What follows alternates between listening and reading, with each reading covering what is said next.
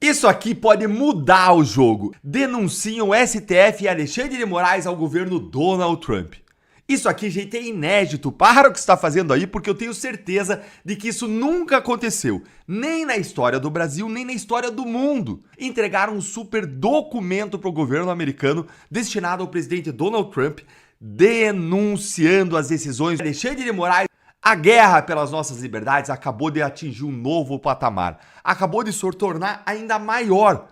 Vem comigo aqui entender essa história. Porque, de novo, nós estamos falamos do Felipe Martins, que é um brasileiro que foi preso por causa de um documento falsificado, produzido e inserido no sistema de imigração nos Estados Unidos.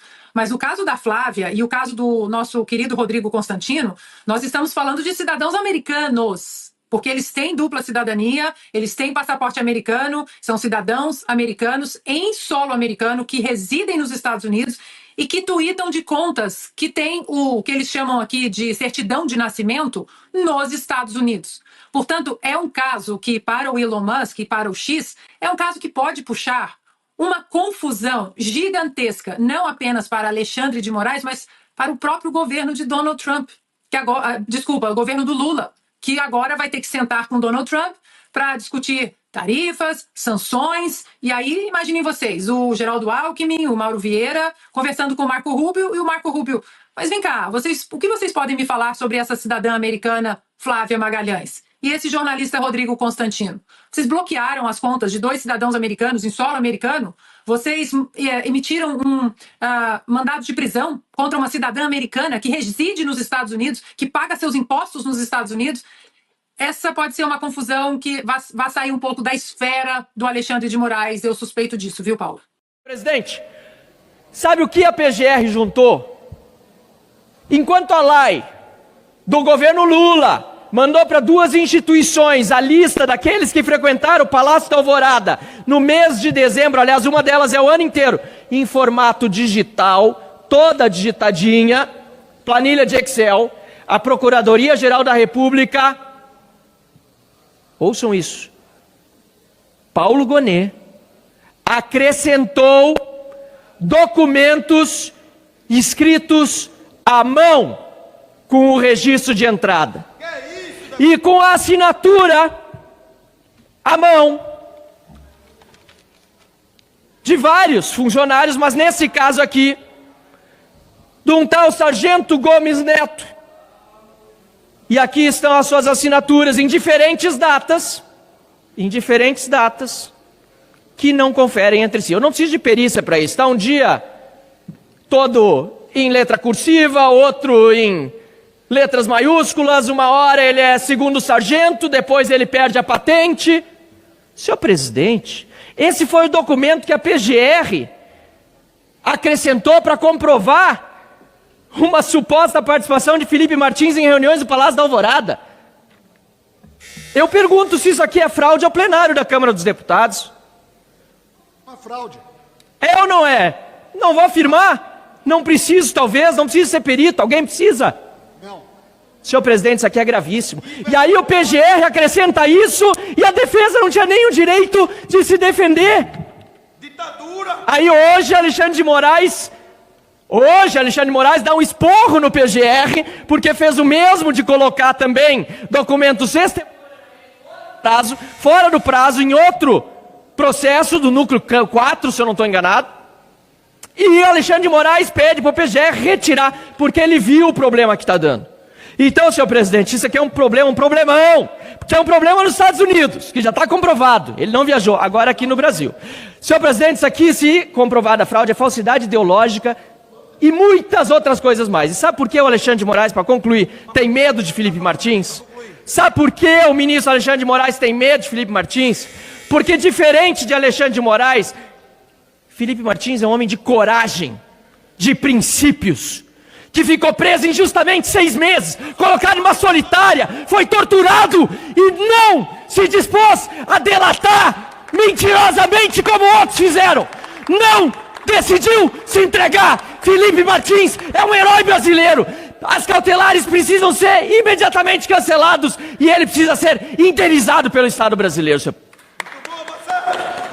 Nós temos falado muito aqui no canal sobre a escalada de tensão entre o Supremo Tribunal Federal brasileiro e os Estados Unidos. Mas hoje, o nível de complicação mudou drasticamente. Começou com uma sanção financeira ao ministro Alexandre de Moraes sobre a Lei Magnitsky, aquela lei global que permite os Estados Unidos punir violadores de direitos humanos, está evoluindo, pasmem, para a esfera criminal. Existe um caso que se tornou a prova mais contundente de que Moraes usou o poder judiciário brasileiro para executar uma repressão transnacional em solo americano. Estou falando do caso de Flávia Magalhães, uma brasileira naturalizada americana que mora aqui na Flórida. Moraes enviou agentes policiais federais brasileiros para vigiar, monitorar e até tentar prender essa cidadã, desrespeitando a soberania dos Estados Unidos. Essa ação unilateral não é apenas uma gafe diplomática. Ela pode caracterizar um crime federal passível de indiciamento em um tribunal americano. E a pergunta que fica é: como um ministro do Supremo Tribunal do Brasil se colocou na mira de um processo criminal nos Estados Unidos, riscando um mandado de prisão internacional? É isso que vamos analisar agora, com fatos e documentos. Você precisa entender que o que está em jogo nessa crise vai muito além de Brasília. Para entender melhor onde essa crise começou, vamos vir aqui para a Flórida. Flávia Cordeiro Magalhães, uma pernambucana que se naturalizou cidadã americana há mais de uma década, é conhecida por ser extremamente crítica ao governo brasileiro, principalmente em suas publicações no X, o antigo Twitter. E tudo escalou em junho de 2023. Flávia fez uma alegação muito séria. Ela afirmou que o ministro Alexandre de Moraes teria se encontrado com Marco Williams Herbas Camacho, o Marcola, que é líder do PCC, em um presídio de Brasília. Moraes agiu imediatamente, classificando essa publicação como desinformação. Ele usou o famoso e polêmico inquérito das fake news do STF para abrir uma investigação contra Flávia por uma série de crimes, como incitação, notícias falsas e associação criminosa. Como sempre, fez isso de ofício, sem a provocação do Ministério Público. E o que aconteceu na sequência? Em agosto de 23, quando Flávia visitou o Brasil, a Polícia Federal, seguindo a ordem de Moraes, apreendeu o passaporte brasileiro dela. O problema é que, mesmo com o passaporte brasileiro apreendido de volta nos Estados Unidos, Flávia estava sob jurisdição americana e continuou publicando. Moraes interpretou isso como um descumprimento contínuo de uma ordem judicial. Chegamos então ao ponto central. Em dezembro de 23, o ministro emite um mandado de prisão preventivo contra ela. Mas a cartada mais grave vem em janeiro de 24. Documentos vazados revelam que Moraes autorizou o envio de agentes da Polícia Federal para os Estados Unidos, com o objetivo de monitorar e tentar prender Flávia dentro do solo americano. Essa operação ilegal foi feita através da Coordenação Geral de Cooperação Policial Internacional. E funcionou. Um agente da PF foi flagrado vigiando Flávia durante uma manifestação em Fort Lauderdale, na Flórida. Ela até chegou a ser inserida no sistema Sinterpol, que é o sistema de identificação da Interpol, a Organização Internacional de Polícia Criminal. Mas o pedido para o alerta vermelho, o aviso de captura internacional mais grave, foi negado pela administração americana. Apesar do tempo ter passado, a pressão continuou aumentando. Em março deste ano, a defesa de Flávia acionou formalmente o Departamento de Estado dos Estados Unidos, o que seria equivalente ao nosso Itamaraty no Brasil, sobre justamente essa violação de direitos. O ápice vem em julho. O governo americano, sob Trump, aplicou as sanções financeiras contra Moraes sob a Lei Magnitsky, congelando seus bens com base na denúncia de Flávia Magalhães.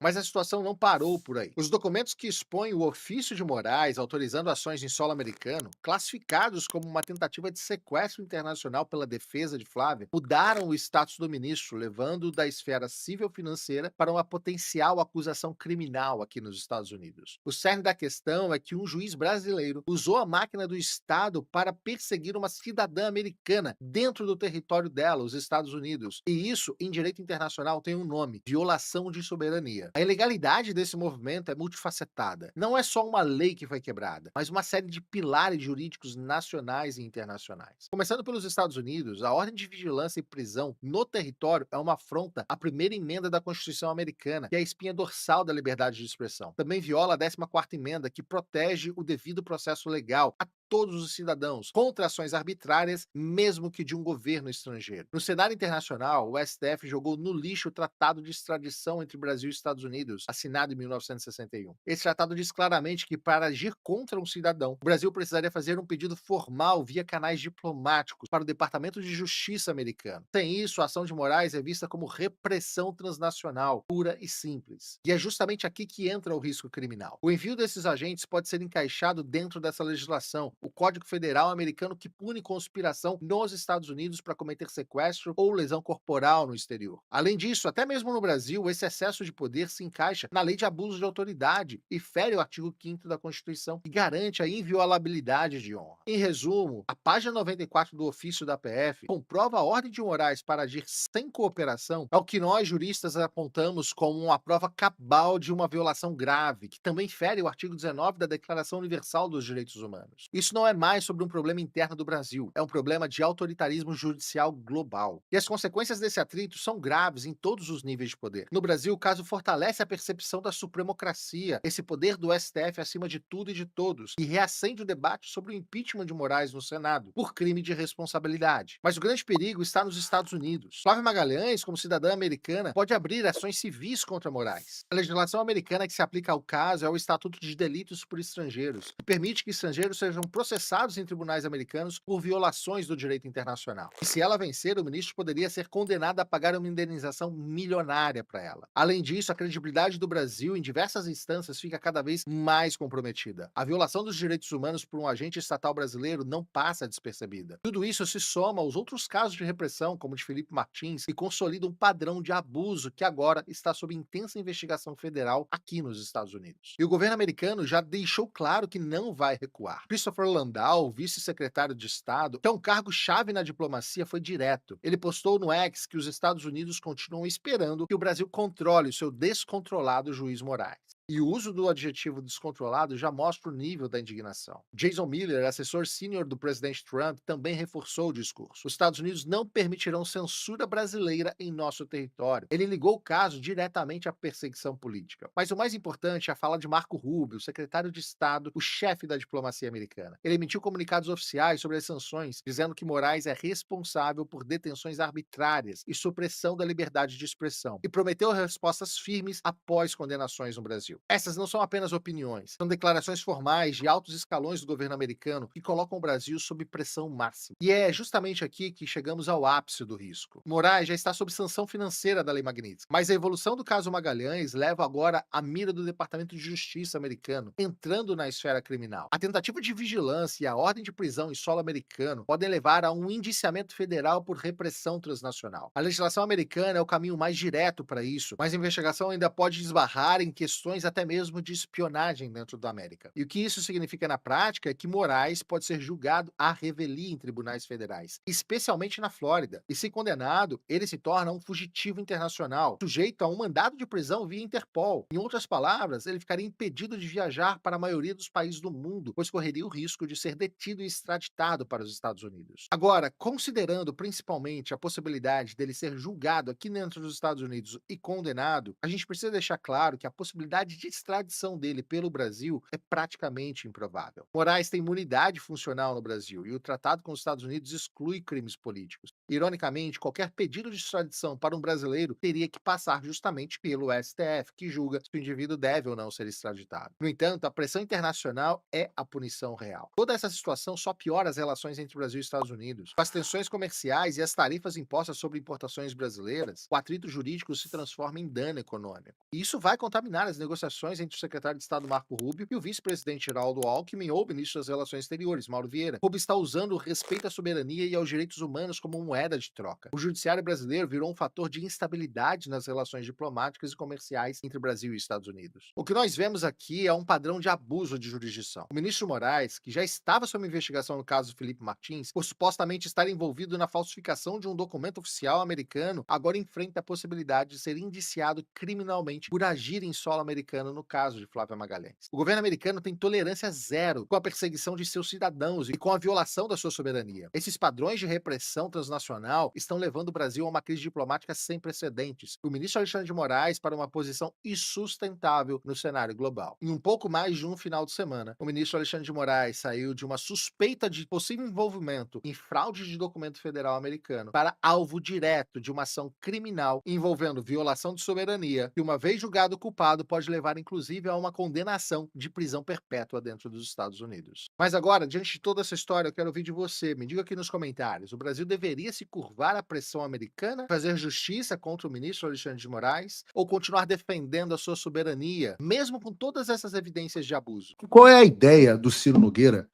e do Centrão e do sistema para 2026. Já estava tudo programado.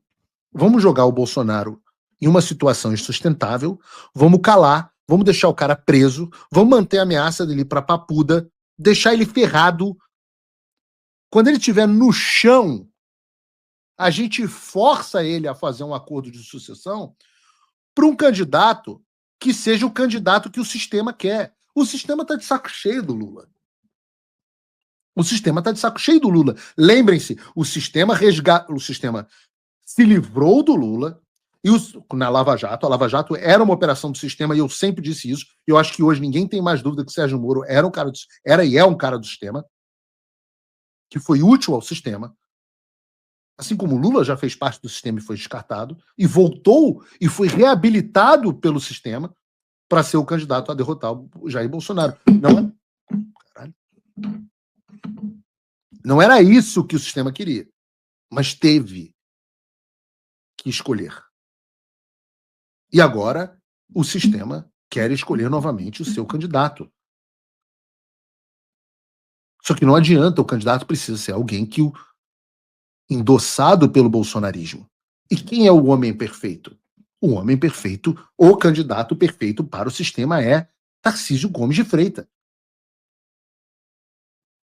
Com o Tarcísio, o Ciro Nogueira, que terá enormes dificuldades de se eleger senador pelo Piauí, poderia ser talvez vice. O Tarcísio deixando o governo de São Paulo, quem assume era quem? É o vice do PSD. Então, Kassab também já ganharia o maior orçamento estadual do Brasil, o segundo maior orçamento do país, ao mesmo tempo que tem espaço no governo federal. Era bom para todo mundo do sistema. Estava tudo combinado. Estava tudo certo. Só tinha um diabo de uma pedra. E essa pedra se chama Eduardo Nantes Bolsonaro. E com Paulo Figueiredo, em certa medida. Com Eduardo no meio do caminho, o sistema começou a se desestabilizar. Quando o Eduardo começou a bombardear o regime com apoio do Trump e ainda se colocou como candidato extremamente viável à presidência, ao mesmo tempo em que se negava a obedecer os acordos Caracu e as chantagens feitas ao pai dele, o plano do Ciro Nogueira do Centrão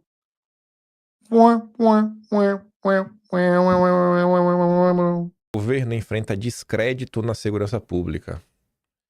Falando uma obviedade, né?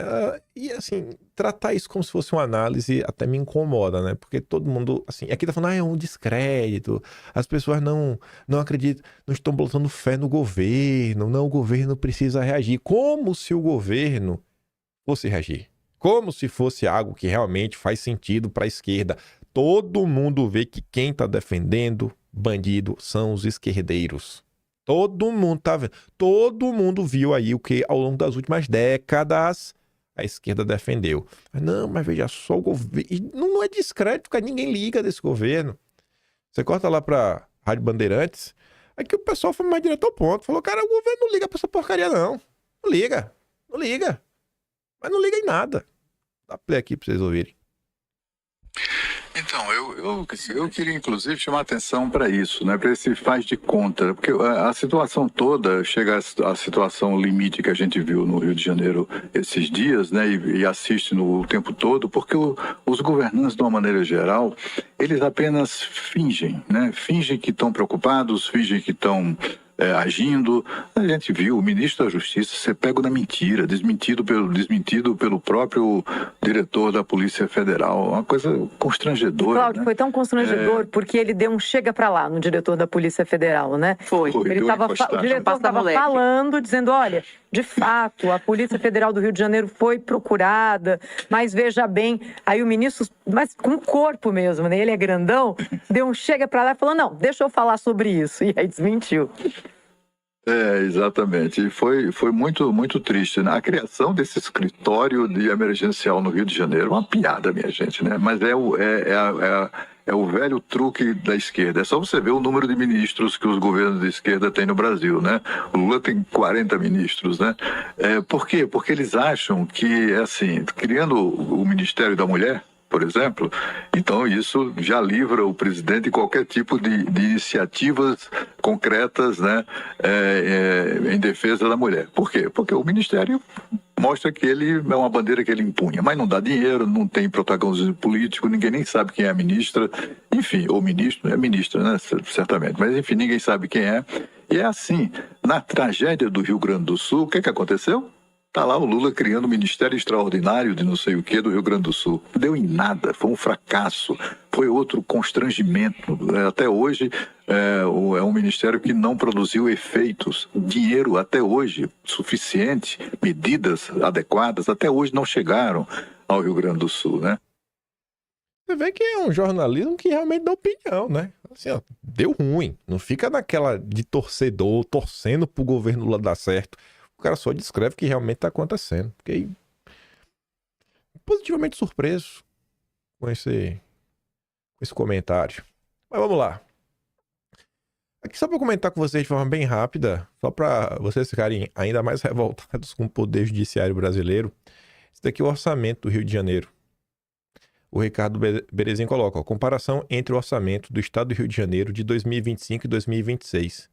Quando nos referimos a um orçamento público capturado, é disso que estamos falando. Veja quanto dinheiro o Estado do Rio de Janeiro vai gastar agora, em 2025, com segurança pública. 19 bilhões 447 milhões.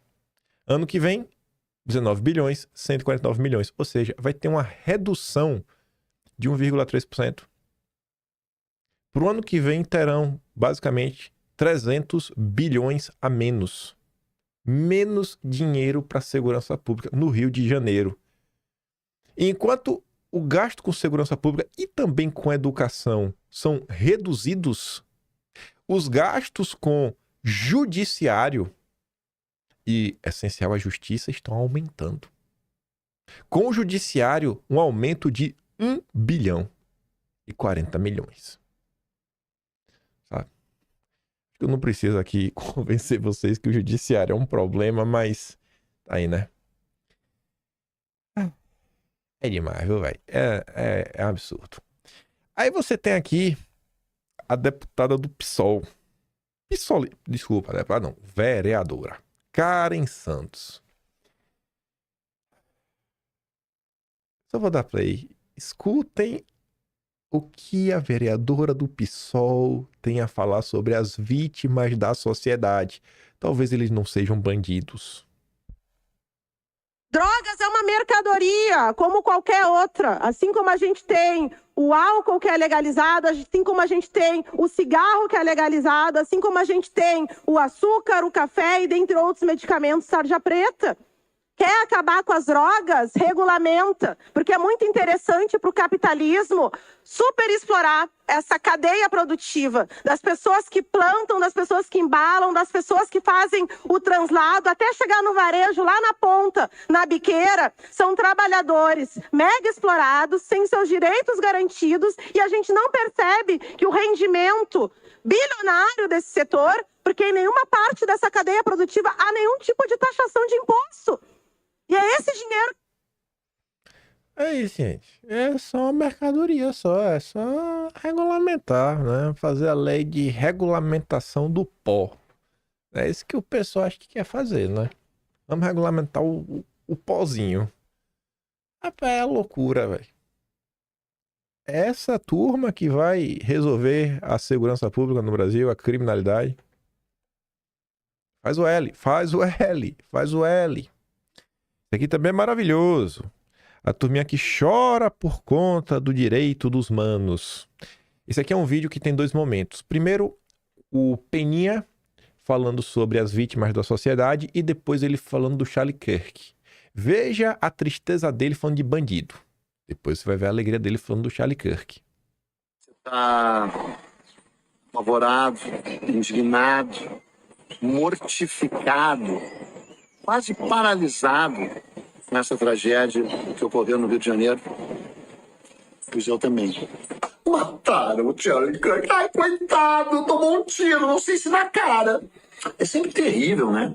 Um ativista ser morto por suas ideias. Exceto quando é o Charlie Kirk. Mataram o Charlie Kirk. Ai, coitado, tomou um tiro, não sei se na cara. O Charlie Kirk tem 2 filhas pequenas. Que bom para as filhas dele, né? Que bom.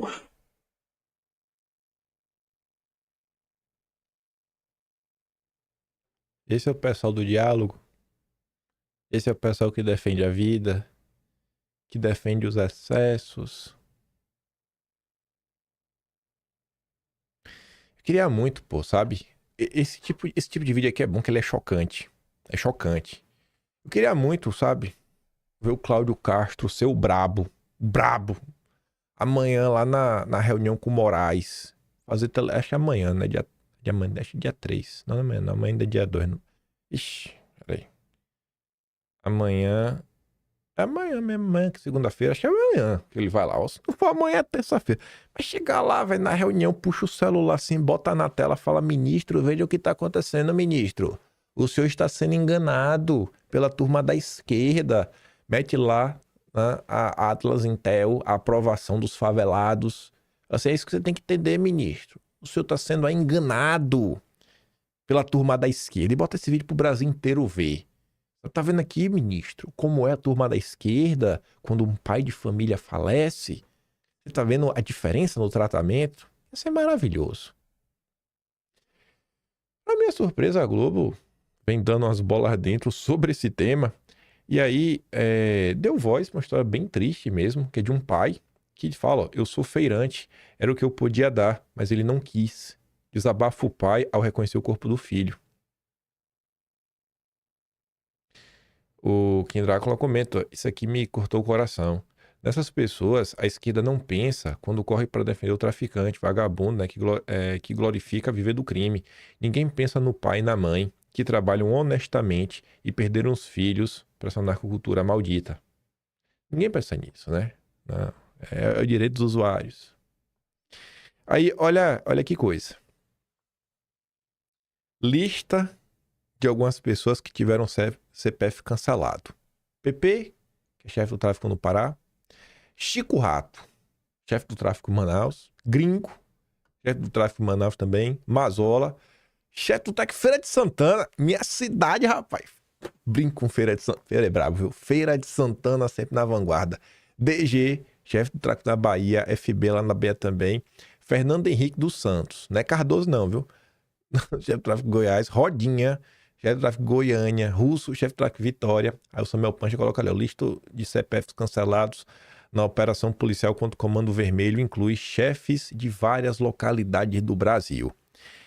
E aí tem na lista várias pessoas. Várias pessoas. Aí vem o Thiago Amparo. Jurista, viu? Jurista. Aquele jurista que adora defender o Estado Democrático de Direito, expor como o bolsonarismo é o grande problema no Brasil. O Thiago Amparo é colunista semanal na Folha de São Paulo. E aí o Thiaguinho escreve: é um atestado da falência da nossa democracia a imprensa divulgar quantos dos mortos tinham antecedentes, como se isso significasse que pudessem ser mortos. Não importa. Se for suspeito, tem que ser investigado, condenado e preso. É só não reagir, Thiaguinho. É só não reagir, tio. Oh, meu Deus. Não pode falar, gente. Não pode contar que quem teve o CPF cancelado é bandido. Tem que fingir que a polícia tá acabando com vítima da sociedade. Até agora não apareceu um inocente. Até agora não apareceu um inocente, rapaz. Um inocente não apareceu. E a esquerda tá doida, né? A esquerda tá doida pra aparecer um inocente pra falar: tá vendo aí? Tá vendo aí? Vocês tiraram a vida do inocente. Mas até agora nada. Tá difícil. Eles estão torcendo pra aparecer um inocente. E só pra falar de narcocultura, né? Oruan critica a chacina, mas exalta poderio bélico de traficantes. Então, pra tirar a vida da polícia pode, né? Agora, quem comete crime não pode. Esse é o Brasil da esquerda. Isso daqui é um exemplo de colunista da Folha de São Paulo. Depois não entendem por que o país não anda. E depois querem culpar o bolsonarismo, né? Enfim. Avançando aqui e mudando completamente de tema. Ontem eu abri o vídeo comentando, e basicamente, sim, não dei nem muita opinião sobre isso no Frigir dos Ovos, sobre a questão de Santa Catarina, onde uma deputada estadual, que nem está envolvida na questão do Senado, resolveu meter o dedo e comprar uma briga aberta, né, com Carlos Bolsonaro e tudo mais. E para a minha surpresa, o perfil Alan dos Panos, que é um perfil, se eu não me engano, o dono do perfil é um cara chamado Mário. Ele se esconde através do perfil. Ele era muito amigo do Nando Moura, não sei se continua amigo do Nando Moura, mas ele segue muito próximo do MBL. E colocou lá, né? Atenção, patriotas, agora é oficial. Na campanha ele já é comunista na Austrália. O Trombadinha, porta-voz da família Santa, bateu o martelo e aproveitou para atacar o grande Spaces Intergaláctico e tudo mais, toda aquela turma. Aí, quem também compartilha, né?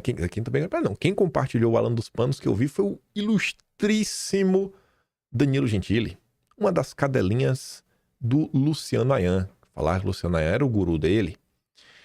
Espero que Santa Catarina ponha o vagabundo do Carlos para correr. Ele quer ser igual o vagabundo do Eduardo, que quis ser deputado por São Paulo e nunca fez nada pelo estado que elegeu. Antes de continuar aqui, gente, pensa o seguinte. Você acha possível? Eduardo Bolsonaro, eu acho que ele já deve ter, sei lá, mais de 8 anos na vida pública servindo o estado. Vamos ver se é isso. Vamos botar apenas de 2018 a 2022. Vamos botar só esses 4 anos. Desculpa, 2019 a 2022. Você realmente acha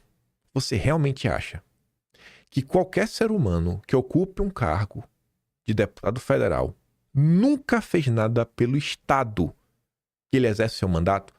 Assim, isso é totalmente lógico, porque até o petista faz. Porque ele tem que fazer para, no mínimo, garantir algum voto, sabe? Para ter alguma coisa para poder falar. Tu consegue compreender isso? Nós estávamos comentando aqui no vídeo de anteontem, eu abri uma matéria da revista Piauí para mostrar, por exemplo, as emendas da família Bolsonaro, ou seja, tanto do Eduardo quanto do Flávio, para a segurança pública. Então você vê assim, são coisas que não fazem o menor sentido. Você vê que não é mais uma crítica razoável, é um puro ataque de pelanca. Porque não faz sentido. Cara, você fala assim, se ele fala assim, pouco faz por São Paulo, ok, pouco faz. Fez muito pouco, a gente entende? Mas não faz nada. Nunca. Assim, nunca e nada. Sabe? Ele eleva pro absoluto negativo 2 vezes seguida. É surreal. E depois termina falando, ó, essa família só tem gente que nunca trabalhou querendo mamar dinheiro do Estado. Nunca trabalhou. Não é trabalho. Não é trabalho. Trabalho é Amanda Vettorazzo, do MBL, que foi eleita até com votos dos bolsonaristas, né? Os trouxas que votaram porque ela não estava criticando o Bolsonaro, mesmo depois de tudo que ela já tinha aprontado antes e segue aprontando agora. É ela que trabalha, o Kataguiri que trabalha, né? Mas ninguém trabalha, né? Político, se for da família Bolsonaro, é tudo vagabundo, é tudo pilantra. São aqueles absurdos. Esse é o Danilo Gentili. E não é de agora, né? O Gentili tem um papel crucial na perseguição da direita.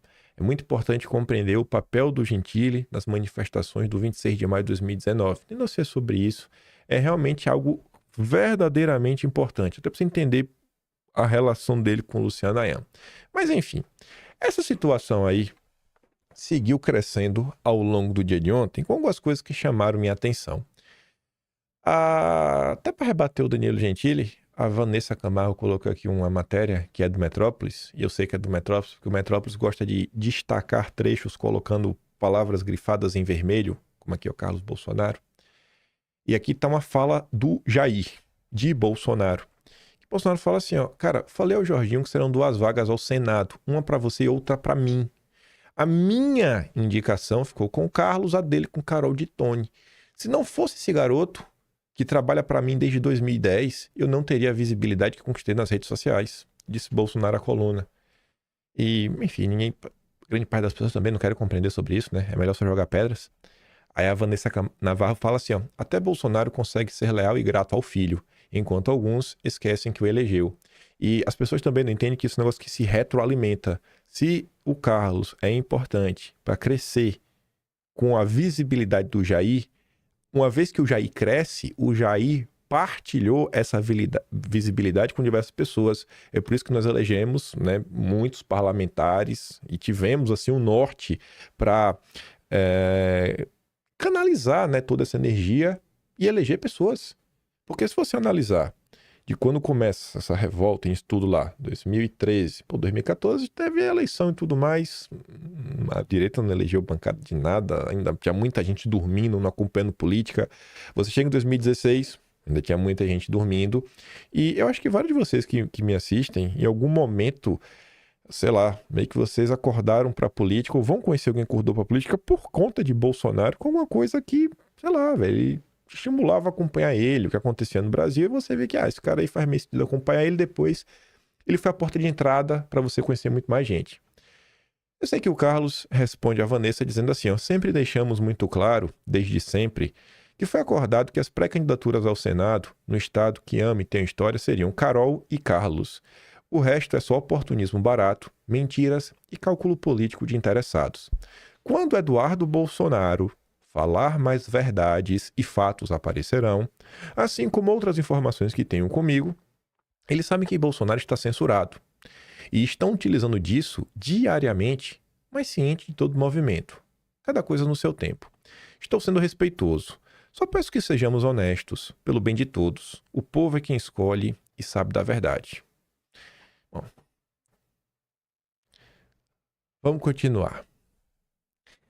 Vocês lembram que na semana passada a Revista Oeste publicou uma matéria falando que o futuro político de Eduardo Bolsonaro meio que dependia de Tarcísio, e o próprio Eduardo Bolsonaro rebateu, falou, cara, eu venho falando há meses que eu serei candidato, não importa o que o Tarcísio fará ou não, eu serei candidato. E o Paulo Figueiredo também rebateu isso. Curiosamente, quem publicou essa matéria, bem de torcida, foi o Edilson Salgueiro, que voltou para publicar essa matéria ontem. E essa matéria chamou a minha atenção e eu vou explicar para vocês por que essa matéria chamou a minha atenção. Da mesma forma que o Edilson lá atrás não foi atrás, né, de Eduardo Bolsonaro e postar o que Eduardo Bolsonaro vem repetindo há meses, o Edilson Salgueiro, mais uma vez, parece que esqueceu de olhar o que Carlos Bolsonaro andou comentando e só deu voz para um lado, que é o lado contra os Bolsonaro. Quando é a primeira vez, é um deslize. A segunda vez, já começa a ficar muito estranho, né? Ainda mais quando é pelas mãos do mesmo jornalista. Mas ele coloca, né? Carol de Tony mantém pré-candidatura ao Senado por Santa Catarina e espera a decisão do PL.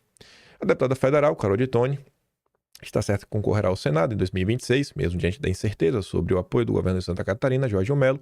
A parlamentar aguarda um contato com líderes do partido para definir a candidatura à Casa Alta. Detone prefere viabilizar o projeto pelo PL, contudo, outros 5 partidos já lhe fizeram um convite para as próximas eleições. Aí ele continua. O acordo inicial com o PL prevê que Detone disputaria o Senado com apoio de Jorge Melo, por meio da Federação União PP. Já o PP, por meio da federação, se manteria na base do governo estadual em troca da indicação de um candidato ao Senado. E a mim seria o nome consensual. Bom, eu acho meio complicado quando você escreve a matéria e bota assim, o acordo inicial previa. Será mesmo que previa?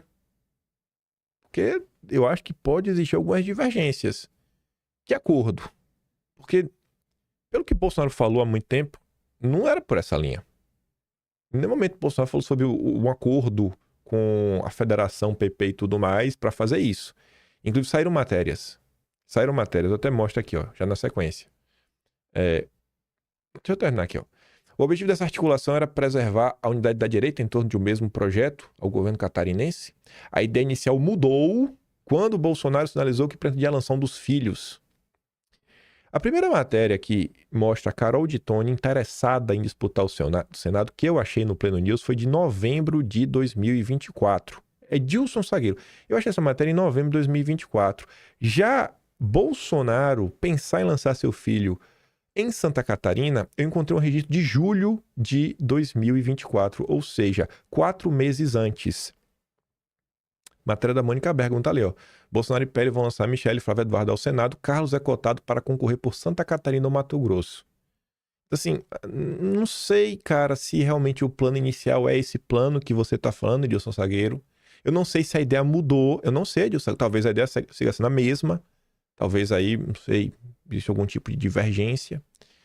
Aí coloca, né, caso o nome certo, né? Jorginho até falou com a Oeste. Jorginho sabe que se romper o acordo com o PP e apoiar exclusivamente Carol, poderia isolar o governo estadual. Ele não teria base, tempo de TV. Agora, olha que curioso, né? Edilson Salgueiro, da Revista Oeste. 5 de março de 2025. Governador do PL contraria Bolsonaro sobre disputa ao Senado em 26. Então, assim, se você contraria, é porque, sei lá, Bolsonaro talvez tenha colocado um plano na mesa, e aí o plano inicial de Bolsonaro foi contrariado. Então, talvez o plano inicial não seja esse plano que você está vendendo para as pessoas. É uma opinião minha. Talvez eu possa estar errado também. Só achei estranho a forma como você escreve essa nota. Mais uma. A grande Revista Oeste. E se você pega a matéria de baixo, quando fala, não, porque precisa da federação, tempo de TV e tudo mais. Olha essa matéria. Disputa pelo Senado de Santa Catarina faz deputada bolsonarista criticar Jorginho Melo. Quem? Júlia Zanata. Ela criticou o governador por sugerir compor com outros partidos. E ela alega que decisões serão tomadas por Bolsonaro. E sabe o que a Júlia Zanata falou na época? Que era, o pessoal chegou a fazer brincadeira, que era assim, sozinho Melo, durante a campanha. Porque durante a campanha, o Jorginho, ele não teve apoio de ninguém. Todos esses outros partidos estavam do outro lado. Não estavam apoiando ele, né, em 2022. Então, sei lá, fica meio nessa, né? Fica assim, pô, será mesmo que precisa? O Jorginho tem a máquina na mão. Será mesmo que precisa de toda essa federação junta? Mas vamos voltar. Aí você volta para a matéria. Depois a turma da Revista Oeste coloca assim, ó, nas redes sociais, a deputada estadual e articuladora da direita de Santa Catarina. Pô, eu não sabia, né? Que, assim, você vê que dá uma levada na bola da Caroline Campaiolo, né? Pô, baita articuladora. Ela que manda. Ela que é articuladora, mas tudo bem. Ela confirmou que o acordo inicial era lançar de Tony. Ela confirmou. É ela que está fazendo as negociações em Santa Catarina, porque a Júlia Zanata falou que era o Bolsonaro. Né? Falou que era o Bolsonaro. Essa matéria que também diz, o governador contraria o Bolsonaro. Aí é a Campaiolo agora que decide? Ela confirma, sei lá, estou perguntando. Se é que possível perguntar, né? Porque depois eu vou estar de vida direita como sempre. Aí depois colocava, né? Outra publicação, o Campaiolo disse que a candidatura de Carlos é bem-vinda, contudo, salientou a importância da chegada do filho de Bolsonaro não ser motivo de desunião entre os filiados ao PL. A culpa é dele mesmo. Na semana passada, Carlos usou as redes sociais para desmentir eventuais disputas internas pelo Senado de Santa Catarina. Aí eu quero mostrar uma coisa para vocês. Deixa eu só abrir aqui, dar pausa aqui para abrir logo a matéria. Pronto. Vou mostrar uma coisa para vocês. Sabe o que eu achei estranho nessa matéria? Quando você pega ela para você dar uma lida, como vocês podem ver, né, tem imagem, por exemplo, vai ter o post no Instagram da Campaiolo, vai ter histories da Campaiolo, mas só tem essa postagem aqui do Carlos. Então, tipo assim, todas as falas da Campaiolo contra o Carlos, a Revista Oeste deu destaque. Mas as postagens do Carlos das últimas 48 horas sobre o assunto não mereciam estar aqui na matéria? Porque, assim, cara, a Caroline Campaiolo confirmou. Poxa, mas o Carlos falou que é mentira. Será que ela é dona 100% da verdade? Eu acho que, no mínimo, o jornalismo deveria falar o seguinte, ó. Campaiolo fala isso, porém, o vereador pelo Rio de Janeiro, Carlos Bolsonaro, diz o contrário. E aí você deixa o leitor formar a sua opinião. É curioso, eu achei assim uma matéria muito tendenciosa, sabe? Muito. Você bonzinho, eu só vou chamar de tendenciosa. Mais uma vez o Edilson Salgueiro, viu? O amigo aí do Paulo Figueiredo. Por exemplo, ele teve que pegar o history da Campaiolo. Cara, o Carlos também colocou no history dele, pô. É tão difícil assim, gente, hoje em dia fazer jornalismo. É a segunda contra a família Bolsonaro em menos de uma semana. Sei lá, velho. Me parece uma má vontade assim, sem igual, bicho. Sem igual. Aí, olha, você vê como são as coisas. A menina postou, se você for até olhar, ela postou, sei lá, uns 4 stories diferentes. Postou 4. Na verdade, assim, ó, ela primeiro dá entrevista, depois da entrevista, a entrevista repercutir, ela responde a várias pessoas, ou seja, ela ainda aumenta o assunto. Aí o Carlos faz um comentário, que a gente viu no vídeo de ontem, que ele fala, pô, isso aqui é mentira. Um comentário de 3 linhas, rebatendo o Space Liberdade, o Space Intergaláctico. E depois do Carlos rebater, ela vem. Estimado, fico triste com sua acusação tão injusta em público. Eu vou abrir aqui de novo, porque é o que eu mostrei ontem, só pra vocês verem qual é essa acusação injusta que o Carlos fez. Ó. Vamos ver a tal acusação injusta. Vamos ver, né? Vamos ver se o Carlos realmente é um safadão. Carlos Safadão. Cadê? Aqui, ó. Ó a acusação injusta do Carlos. Ó, olha a acusação injusta do Carlos. Me diz, velho. Isso aqui é justo, gente? Não sejam mentirosos. Absolutamente nada que essa menina tá falando não é verdade. Quanto à baixaria, lamentável. Ele só falou isso. Ele só falou isso. Ela escreveu o textão da entrevista acusando o maluco de mil uma coisa, dividir a direita, fazer papapá, pipipi. O cara só falou isso. Aí, diversas pessoas na rede social, eu acho que conseguem raciocinar por si mesmas, falam o seguinte, né? Quem fez algo injusto em público foi a própria Ana Campanholo, não foi o Carlos. Sempre foi leal ao pai. Tão leal que não respeita indicação pessoal de Bolsonaro. Tão leal que neste ano todo não saiu em defesa de Bolsonaro em porcaria nenhuma, né? Só usa nas eleições. Essa mesma percepção é comparada pela Rose, que fala assim, ó. E outra, quem começou a falar foi exatamente ela e não o Carlos. Aí recebe um comentário e já vem com mimimi. Estão me atacando. Você fala, bate. A pessoa te responde com 3 linhas. Ah, estão me atacando. Cara, que coisa é essa, né? Meio desproporcional isso, né? Meio injusta, né? Esse processo. Aí você começa a chegar aqueles padrões, né? O Jalim, amigo do Space Intergaláctico, da turma da Brado Rádio, do Nicolas.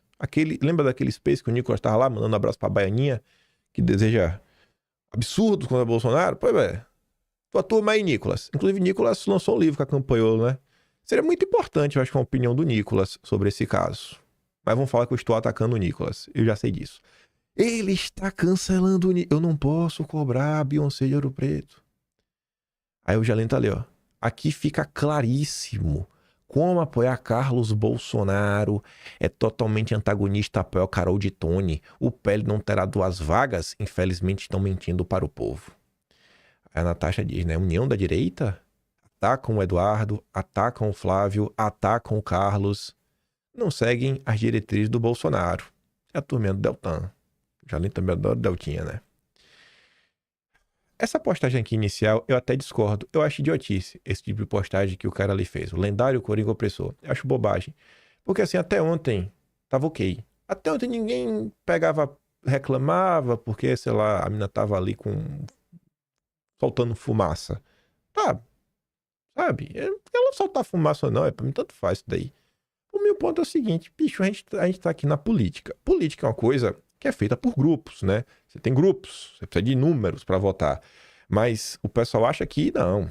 Eu sou o independentão, o individualzão, eu não preciso prestar esclarecimentos para ninguém e vida que segue. Mas enfim, independente disso, um perfil chamado Tupi viu essa mensagem, nessa imagem, e compartilha já falando o seguinte, ó. A mulher não baixou a cabeça pro bolso frouxo, e a bolsolepra já começou a destruir a reputação dela. Vocês estão entendendo como é a coisa, né? São essas, assim, o que existe hoje é o seguinte. Você, bolsonarista, você tem que entregar os seus votos para toda a turma do Deltan, toda a turma do Partido Novo, toda a turma super conservadora. Você tem que entregar calado. E junto com isso, você tem que aceitar calado essas pessoas tratando o Bolsonaro como o bolso frouxo, o leproso, o vagabundo, o safado e tudo mais. Inclusive você é bolsolepra. Você tem que aceitar isso calado. Você não pode rebater. sabe? Você não pode rebater, porque você precisa dessas pessoas para vencer as eleições. Você tem que tratar bem essas pessoas. Por mais que elas lhe odeiem, por mais que elas querem excluir vocês do debate público, mas que elas celebrem todo tipo de absurdo, perseguição que acontece contra vocês. Mas vocês precisam dessas pessoas. E errado é quem fala o contrário. Aí depois, essa pessoa ganha RT. Carla Pola. Pois eu já estou achando que o covarde Chorão, ela está se referindo a Bolsonaro, o covarde Chorão, mandou o filho parasita do Carlos para Santa Catarina se candidatar ao Senado justamente para criar essa divisão. Os acordos cretinos que ele faz bem. Mas quem divide a direita sou eu. Campbell já é comunista na Austrália. O Danilo Gentili compartilhou o Alan dos Panos, que inclusive é amigo do Guilherme Kilter, né, Kilter? O pet número 1 do Deltão, vereador lá por Curitiba. Nessas horas ninguém aparece, né? Na hora de dar RT no Alan dos Panos, inclusive para falar de mim, você é o primeiro, né, Kilter? E agora? É incrível, cara. O que eu falo eu mostro, né? Diferente de outros aí. Aí ontem o Vilimigo fez essa postagem aqui. No bolsonarismo precisamos pensar assim agora, ou soma ou suma. Ou respeita Bolsonaro e seus filhos, ou seja claro, e busque voo solo. Na boa, velho, cansei de falso apoiador. Eu achei que nessa postagem, na hora que eu li a primeira vez, cara, eu não vi nada demais, né? Assim, porque pra mim aliado é isso. Aliado é quem soma. Se não for pra somar, irmão, segue teu caminho. É basicamente isso. Ele falou a respeito do Bolsonaro e seus filhos, ou seja claro, e busque voo solo. Ele tá falando, tá pontuando aqui. É uma galera que tá aí desde que tudo era mato, mas pra muita gente aí não tem nenhuma importância, né? Eu gosto de Bolsonaro, mas os filhos têm o quê, velho? É o que? Parasita, é vagabundo, não presta pra nada. Aí, se você for parar para ler os comentários que o Vilimigo recebeu, os RTs com comentários, é maravilhoso. Ele colocou aqui um compilado. Desse compilado, tem um perfil aqui que eu não incluiria nesse meio, eu conheço. É um cara que normalmente ele questiona, mas é uma pessoa bem intencionada. Pelo menos eu sinto isso dele, que é o Bruno. Tanto que se você ver aqui dos comentários, é o mais de boa. Que ele fala assim, cara, o problema é que para fazer Senado, Câmara, eleger governador-presidente, o voto deles também serão a parte do processo. E aí como faz? Estrategicamente não existe diálogo. E depois na eleição, a direita vai reclamar dos resultados. Realmente é a melhor estratégia partir para o confronto em vez de conversar. O Bruno acha que tem pessoas que você tem que conversar. Só que aí, por exemplo, sei lá, eu não sei se o Bruno vê esse tipo de postagem, sabe? Fala, cara, você acha que essa pessoa quer conversar? A pessoa que chama Bolsonaro de covarde, chorão, filho de parasita, bolso frouxo, que trata os apoiadores de Bolsonaro com bolso lepra, será que essas pessoas querem conversar? Aí eu acho que realmente acho que assim, é um olhar mais inocente para o todo. Só que os outros, bom, você tem o doutor Cornadas, como ele é conhecido. Se é verdade ou não, a história pegou, é o Leitadas, o cara que fez o Danilo Gentili surtar. Ele namorava a menina, todo mundo diz que ele é corno, chifrudo, e aí pegou, ele ficou surtado. Depois tomou um corno ou não, ficou surtado. O nome dele é Igor, na verdade, fisioterapeuta, deve fazer massagem de ovo. Aí tava lá. Concordo, direita não tem mais que tolerar o frouxonarismo. Deixa esses gados entrarem um dentro do fiofó dos outros, com o frouxonário preso e refém do Supremo, o Mr. Pendrive exilado, Flávio Rachadinha e o Carlos Autista junto com a turma do Valdemar. Tu vê a diferença do tom disso pro tom do Bruno? Por isso que eu tô falando, cara, o Bruno coloca aí diferente. Aí você pega aqui o Thiago Claro. Se continuarmos com esse tipo de pensamento, dificilmente o marginal Lula deixará de ser reeleito. Se agirmos de forma arcaica como a esquerda age, eles vão se dar bem, pois já faz esse tipo de conduta há um bom tempo e racionalmente é preciso mudança de pensamento. Tudo bem. Aí o Rafael diz, né? O cara diz, ó, ou soma ou suma. Exceto Kassab, Rui Costa Pimenta, Aldo Rebelo e Ciro Gomes. Pronto. Agora todos nós somos aliados. Né? Somos aliados. A chapa Bolsopimenta 2026, né? Ruizão vai ser vice. O cara é maluco, surtado. Enfim, ainda tem outro lá. E o melhor de sempre, né? Vou chamar agora de Tobias Panqueca. O Tobias Panqueca, né? O filho bastardo de Olavo. Olavo cagou, um dia ele cagou e nasceu o Tobias Panqueca. Silvio Grimaldo. Eu também acho, já tá na hora do bolsonarismo expurgar todo mundo que não tá 100% fechado com Jair Valdemar. Quem mais critica o Valdemar é o bolsonarismo. Quem mais critica o Valdemar, o bolsonarismo? É um safado, velho. Aí, vê só. Lá vem o Tobias Panqueca. Estão tentando te convencer que o movimento que descarta Caroline de Tone persegue Campagnolo, ao mesmo tempo que elege Hugo Mota, apoia Ciro Gomes e faz acordos com Kassab à direita. Bom, quem fez acordo com Kassab é o Zema, o Partido Novo. Tobias Panqueca. Você nasceu de uma cagada do Olavo. Seja homem, velho. Ele fuma cigarro. Eu tenho certeza que ele tava fumando até ali ser demitido do MEC, aquele cigarro que causa câncer. Aí ele trocou, porque ele ficou com medo. Ele falou, vou fumar, vou ficar broxa. Aí ficou assim. Volte a fumar o cigarro certo, cara. Para de fumar o cigarro que deixa broxa. Isso é ruim. Pega o outro. Que mata logo. Ai, tu entende a safadeza, gente? Quantas e quantas vezes tu tá vendo aí Eduardo, Carlos, falando, ó, a nossa candidata é a Carol, tu tá deixando isso claro. Não, que descarta, persegue. Tem algum tipo de perseguição no Campagnolo? Tava todo mundo quieto. Quem foi que foi dar entrevista? Tu vê como esse maluco inverte a ordem? Se tu for no perfil do Tobias Panqueca, tu começar a ler, o cara só fala de Bolsonaro. O cara só fala de Bolsonaro no perfil 24/7. Aí eu fui atrás, né? Relembrar e viver.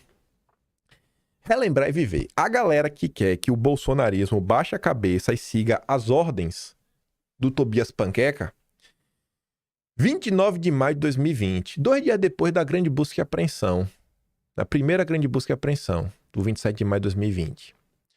Não me pediram, mas vou dar uma dica ao Bolsovader. Aqui era Bolsonaro, aqui ele gostava de Bolsonaro na época. Presidente, faça o seguinte exercício. Lembre-se de toda vez que o senhor pretendia fazer algo, mas foi demovido da intenção por conselho de alguém e depois se arrependeu de não ter tomado o curso inicial de ação pretendido. Agora lembre-se de quantas vezes esse conselheiro impediu de agir seguindo seus próprios instintos. Agora lembre-se de quantas pessoas ao seu redor vivem de lhe dar conselhos baseados nas seguintes premissas. Bolsonaro está errado. Ah, tipo o que tu tá fazendo agora, Tobias Panqueca? Não, Bolsonaro tá errado de lançar o Carlos por Santa Catarina, Bolsonaro tá errado de fazer isso, Bolsonaro tá tudo errado. Mas tu não manda Bolsonaro seguir os instintos dele? Agora mudou? Veja, é preciso ter uma distinção clara. Não estou falando dos que o aconselham a fazer isso ou aquilo, mas os que aconselham a não fazer aquilo que a sua intuição, consciência e tino político lhe dizem ser a melhor opção. Tobias Panqueca. Cara, meu Deus! Então deixa o homem, irmão. O homem tá seguindo o conselho que você deu. Ele tá falando que ele acha que no tino político dele é o melhor. Bem intencionado que o conselheiro for, é na sua conta que os resultados das omissões são debitados. Lembre-se de tudo isso, presidente. E afaste-se de todos que não confiam na sua capacidade de tomar a decisão correta. Pronto. Então, Tobias Panqueca, não precisa nem ter perseguição, né? Então a gente realmente tem que afastar as pessoas. É o que você aconselhava. Você mudou, viu, cara? Você mudou demais. E se as coisas já estão tão confusas que não confia mais nem na sua própria intuição, confie na do Carluxo. Rezamos pelo Senhor e pelo Brasil. Não era pra confiar no Carluxo? Ha! Seu safadinho, top bosta. Esse é o Tobias Panqueca. Não dá, velho. Pare de fumar o cigarro que ele deixa broxa. Pare. O álcool que mata, que é o bom. Aí a Pâmela fala assim, ó. Os caras querem chegar em 2026 usando foto e camisa de Bolsonaro, mas não querem respeitar suas escolhas e planejamento. Eu não vejo ninguém na esquerda fazendo uma pataquada dessas. Eu dou graças a Deus por ter evoluído e aprendido a pensar como um grupo. Porque sozinha, nesse país, a gente não tem força pra mudar nada. Minha avó me ensinou a respeitar os mais velhos. Embora por muita petulância, eu já tenha errado e quebrado minha cara, né? Na onda de gente que me colocaram contra pessoas boas. Hoje vejo que ter me afastado de pessoas que se comportam como a Ana me transformou num ser humano melhor. Estou com o Bolsonaro, que hoje completa quase 3 meses de prisão. Prisão que favorece os grupos políticos, que a dona Ana pode achar que não, mas com esse comportamento pode favorecê-los. Estou com o Bolsonaro que está sequestrado na ausência de sua voz. Politiqueiros, né, querem falar e fazer por si. Estou com Carlos, estou com Flávio Eduardo. Estou com o bolsonarismo. O pessoal até relembrou aqui para mim algumas fotos, né? Na hora de se eleger, velho. Na hora de se eleger, o bolsonarismo é bom, viu? Na hora de se eleger, o bolsonarismo é bom demais. É Bolsonaro desde criancinha, velho. Aí o pessoal fez um meme, né? Eleições. Bolsonaro está me apoiando, vote em mim. Aí, mete lá o pau na roda, né? Sou independente, não sou bolsonarista, tenho que unha direita. Aí tá lá, ai, bolsonaristas não querem votar em mim, é um ataque de seita. Como funciona, né? O pegar o voto do Bozo sem o Bozo. Dá pra levar a sério essa gente? Dá pra levar a sério essa gente? Assim, a gente tá lidando com questões que eu acho que tem repercussão nacional. É mais um episódio, gente. Ó, bicho, se vocês pegarem os atlas de julho, agosto, setembro e outubro, que é ali o período da eleição de 2024, e ler o capítulo chamado Direita, Esquerda e Eleições, você começa a ver os prints, as acusações da época, as ações contra Bolsonaro, pra desmerecer Bolsonaro, atacar ele. Depois você pula pra janeiro e fevereiro de 2025 agora. O que aconteceu durante a eleição da presidência da Câmara, também os ataques que foram feitos, tudo que aconteceu, você fala, bicho, não tá no gibi. Não vem me falar que isso é aleatório, é orquestrado. E são as mesmas pessoas, o tempo todo, as mesmas pessoas. E depois quer falar de unha direita, aí porque o bolsonarismo, porque o gado, e pipipi, popopô. Eu não tenho mais paciência não, viu? Mas nenhuma com essa gente. Não faço nenhuma questão de ser amigo dessa turminha aí. Ai, porque é de direita. Ai, quem é você pra falar de fulano ficando botando? Cara, eu sou ninguém. Eu sou eu. Sou filho de minha mãe, de meu pai, sabe? Me chamo Kim, George Borja Paim. Tenho orelhas grandes, um bigode ralo. E eu tô mostrando aqui, tô dando minha opinião, né? Vou baixar a cabeça pros bastiões da intelectualidade da direita? Vou não. Pode chorar mais aí. Cheguei aqui sem vocês, vou continuar sem vocês. Aí ontem, o ilustríssimo Luiz Roberto Barroso, nosso iluministro, estava com o Harari. Gente, esse cara é o braço direito do Klaus Schwab.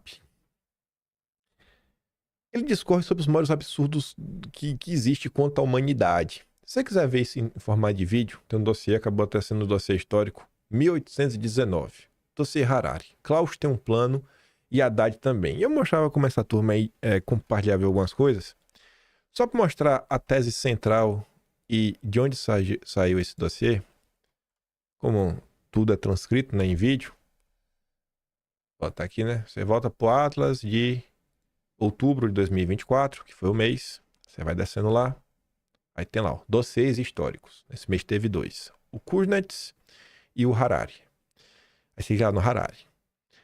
Eu tinha visto um texto dele, foi publicado na Folha de São Paulo. Paradoxo da humanidade é ter que desacelerar mais rápido. E ele colocava toda a tese aí do limite do crescimento, sabe? Da desaceleração econômica. Tem um termo para isso, sabe? E, enfim, outras coisas. Eu vou até ler o que está aqui no Atlas, né? Tudo se inicia aqui, é um texto que certamente chamará a atenção dos leitores mais assíduos do Atlas, aqueles que já estão familiarizados com histórias relatadas em nossos dossiês históricos. Em especial, resgataremos temas previamente explorados sobre o Clube de Roma. O braço direito de Klaus Schwab ganhou destaque na Folha, né? Aspas. Harari dividia o palco com o filósofo japonês Kohei Saito, que prega a desaceleração com base numa visão sistêmica do marxismo. Sua obra publicada no Brasil pela Boitempo, que lança em novembro seu O Capital no Antropoceno, tornado best-seller no Japão. Ainda que os dois intelectuais tenham visões contrastantes, porque Harari ele se alinha mais ao pensamento liberal. Ambos se unem no alerta contra uma era do crescimento incessante que não enxerga os recursos do planeta como exauríveis. Aposta em algoritmos desumanos para aumentar a produtividade e é decrescente em soluções políticas que aumentem o bem-estar de forma sustentável. A conversa que se viu no palco de Frankfurt simbolizou um apelo em comum para que todo mundo diminua um pouco o ritmo, que são os limites do crescimento. Os limites do crescimento. Ele falava várias coisas. E aí, na época, eu mostrava de onde essa tese surgiu. E o Harari é braço direito do Klaus Schwab, não é piada. É braço direito mesmo, a imprensa relata dessa forma. Aí o que eu fazia na época, basicamente? Eu mostrava de onde saiu a tese do limite de crescimento, como eu cheguei nela. Aí tem explicação de por que essa matéria está aqui, por que essa matéria chamou a minha atenção. Foi publicada no Brasil, matéria especial, página inteira, de um cara vinculado ao Clube de Roma. Depois eu começava a falar o que aconteceu na época, como o Itamaraty, né? A delegação brasileira na época lidou com a Estocolmo 72. Depois eu comento que o livro, né, que cria essa tese, a primeira reunião da ONU sobre o meio ambiente é a Estocolmo 72. A ONU nunca conversou sobre isso antes de 1972. E essa reunião foi para discutir isso daí, o relatório, os limites do crescimento. E aí eu mostrava que um dos escritores, que é o Meadows, o Dennis Meadows, ele está vivo ainda, tá ali, ó, contribuidor da agenda do Fórum Econômico Mundial, o Meadows diz que precisamos reduzir a população global, a dura global, mas reclamar um monte de gente, né? Falava de redução populacional. Até o Sérgio Tavares, que lançou ontem, né, o documentário Fake Judge, compartilhou isso daqui em 2023. E ele não sabe quem é esse cara. Esse cara, ele só tá mostrando que a denúncia. Ele só tá mostrando alguém ligado ao Fórum Econômico Mundial falando isso. Só que é muito pior. Aqui era o site oficial do Fórum Econômico Mundial, mostrando, né, as ligações com o Clube de Roma. E quando você vai no site oficial do Fórum Econômico Mundial, que tem lá os anuários, o que aconteceu em cada ano, no Fórum Econômico Mundial de 73, ou seja, logo após a Estocolmo 72, eles levaram tanto Alberto Pesce quanto Alexander King, que são fundadores do Clube de Roma. Inclusive, aqui ó, Alexander King, deixa eu ver se tem aqui a data, pronto. Antes mesmo do relatório o relatório de 68, então o Clube de Roma já existia. Mas aqui é a primeira matéria que eu encontrei na Biblioteca Nacional sobre o Fórum Econômico Mundial, que na época não se chamava Fórum Econômico Mundial, e sim Simpósio Internacional de Administração. Aqui falava da segunda edição, que iria ocorrer em 72, e que o Alexander King, né, que tá aqui, King Alexander, né, que é do Clube de Roma, estaria lá. E aí comento sobre tudo isso. Então, quando você pega toda essa ideia, você vê que tem... Deixa eu ver se tem aqui uma coisa que vale muito a pena comentar.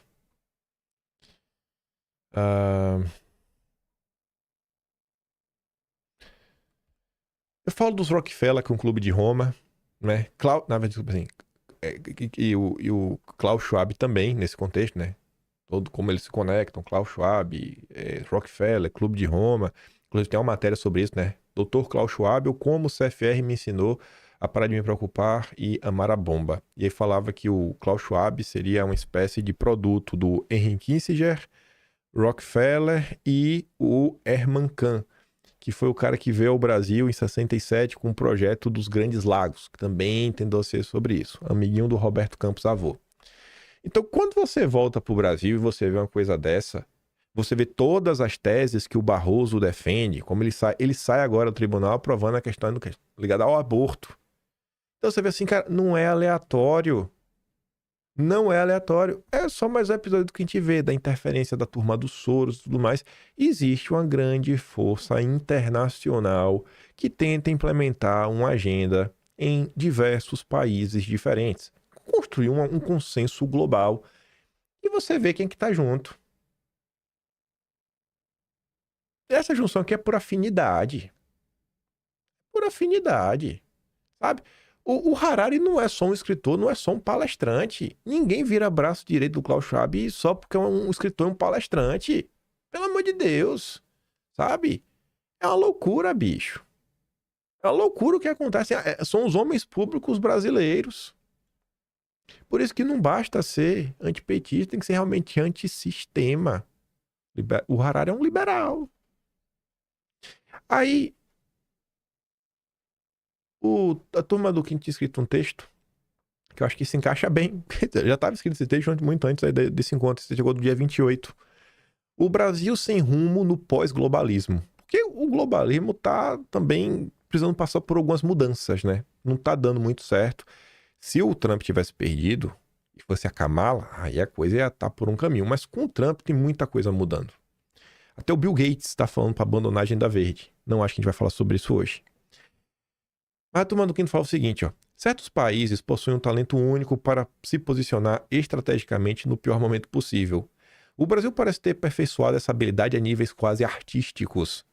No início do ano, enquanto figuras como Isabel Schnabel, do Banco Central Europeu, e Keir Starmer estavam lamentando a morte anunciada do globalismo, o governo Lula insiste em defender o cadáver da ordem global mais danosa da história. A atual gestão conseguiu a proeza de antagonizar os Estados Unidos com declarações seguidas sobre o fim da hegemonia do dólar, como na cúpula do BRICS de julho, quando Lula proclamou que não queremos um imperador, enquanto simultaneamente corre atrás do prejuízo das relações com os Estados Unidos e celebra o livre comércio e aprofunda laços com a China. Pequim deve ter um departamento inteiro dedicado a enviar cartas de agradecimento ao Planalto. Afinal, que outro aliado tem a capacidade de, ao mesmo tempo, provocar o seu principal rival e aceitar passivelmente o papel de celeiro do mundo sem cogitar uma reindustrialização? A ironia maior é que estamos testemunhando precisamente aquilo que Adam Smith alertava, quando disse que a defesa de muito mais importância do que a opulência.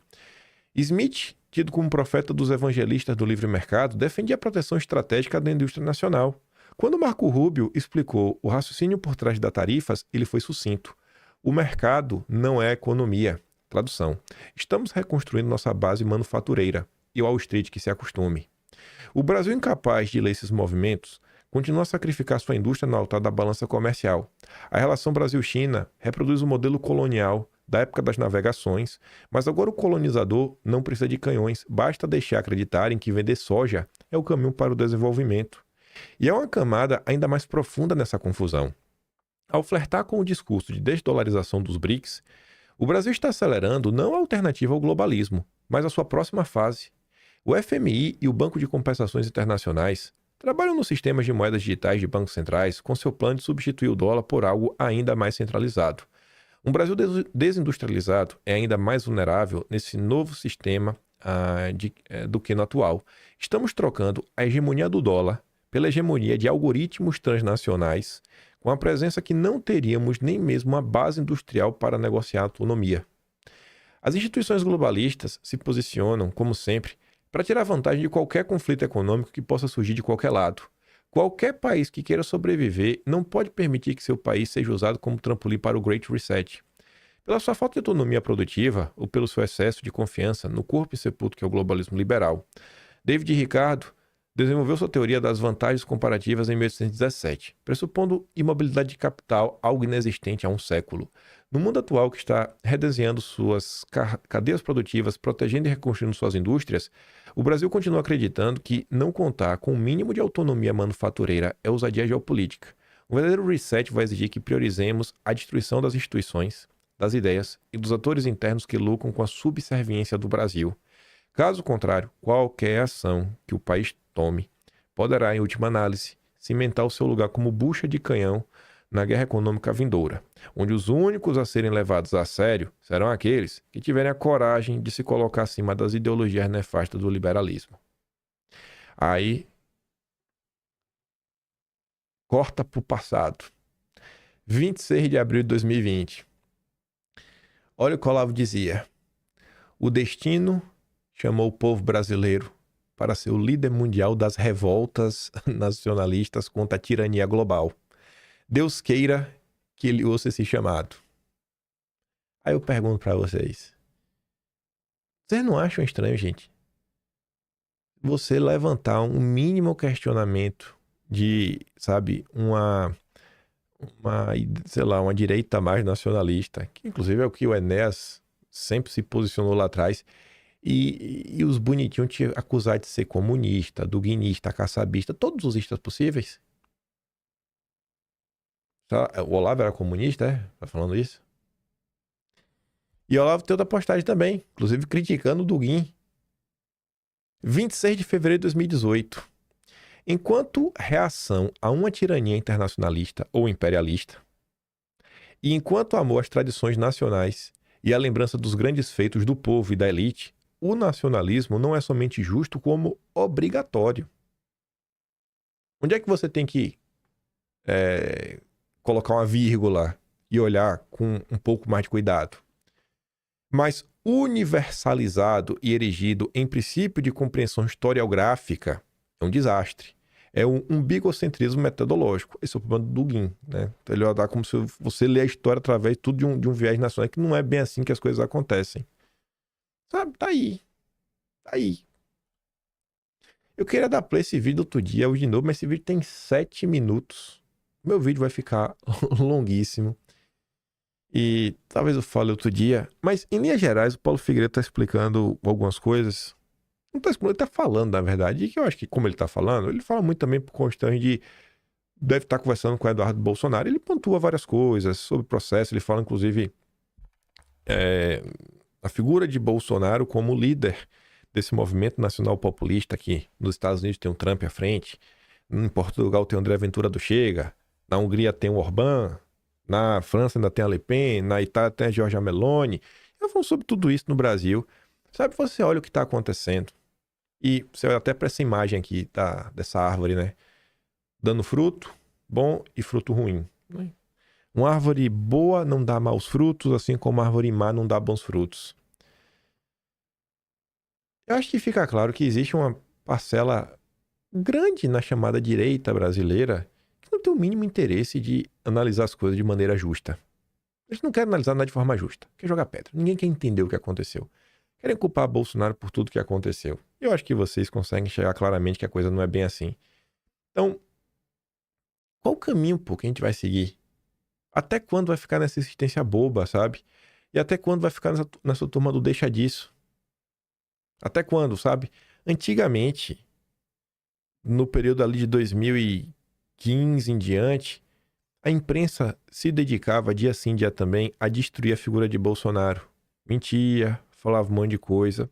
E a direita chegou onde chegou, não porque a união da direita... Não, cara, não precisava pedir união da direita. Porque as pessoas estavam dispostas a fazer o certo. Naquele momento era o quê? Desmentir a imprensa.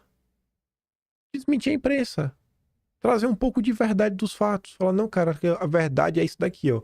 O que aconteceu foi isso. É isso aqui que estão fazendo contra Bolsonaro, sabe? A verdade é isso. A gente desmentia as matérias na imprensa.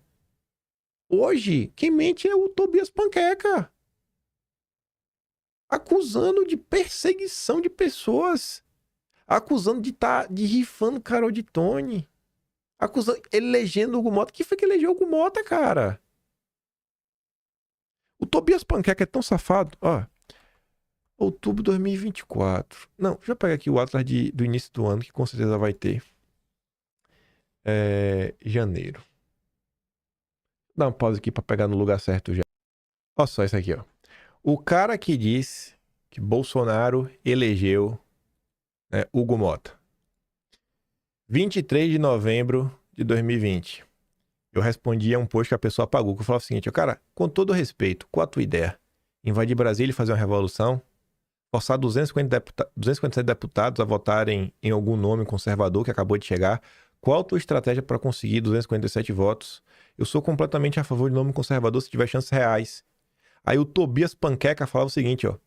Lira é a única opção viável e realista para o governo.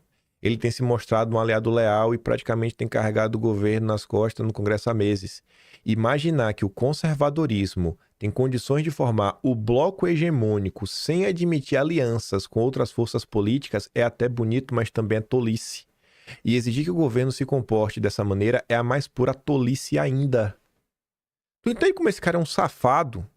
É um safado. Cara, tu tinha que tomar uma surra de tua mãe, na tua bundinha, de havaiana, sabe? Aquela de pau. Tua mãe te pega assim, sabe? Pra ver se tu aprende. Surra de mãe, pra ver se surra de mãe conserta. Surra de mãe. Tu é um safado, bicho. Tu é um safado, safadinho. É incrível, velho. Sabe? É incrível como essa gente é baixa. Baixa. A gente saiu de um cenário que a gente trabalhava para desmentir o que sai na imprensa e os maiores produtores de mentiras contra a direita são essas pessoas. Aí vem lá os bocó que mal vê lá e fulano falou isso, fulano falou isso, fulano de direita, logo deve ser verdade. Você acha, o que é que tem mais chance de causar um prejuízo para a direita? Quando um petista ataca Bolsonaro, quando a Globo ataca Bolsonaro ou quando alguém de direita ataca Bolsonaro? O que você acha que tem mais chance de causar prejuízo? Quem que tem que deixar disso de lado? E assim, essas coisas vão acontecendo, né? Os nossos coleguinhas amáveis jornalistas também pouco comentam. Ninguém quer falar nada porque é muito melhor você ficar de bem com todo mundo, né?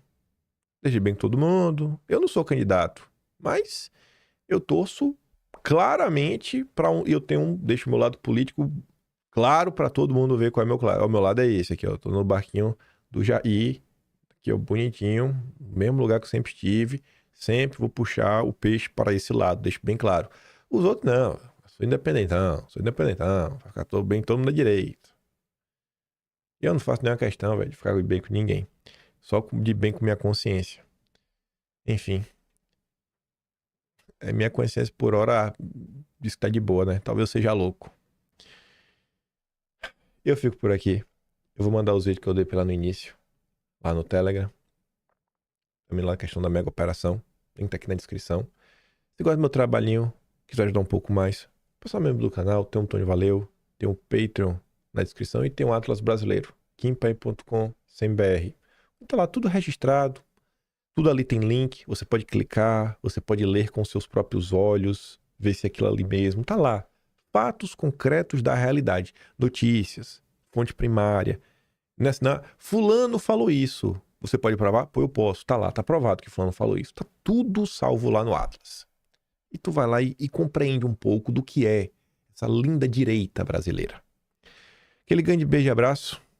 Vejo vocês amanhã. Tamo juntos. Valeu, meus amigos. Fui.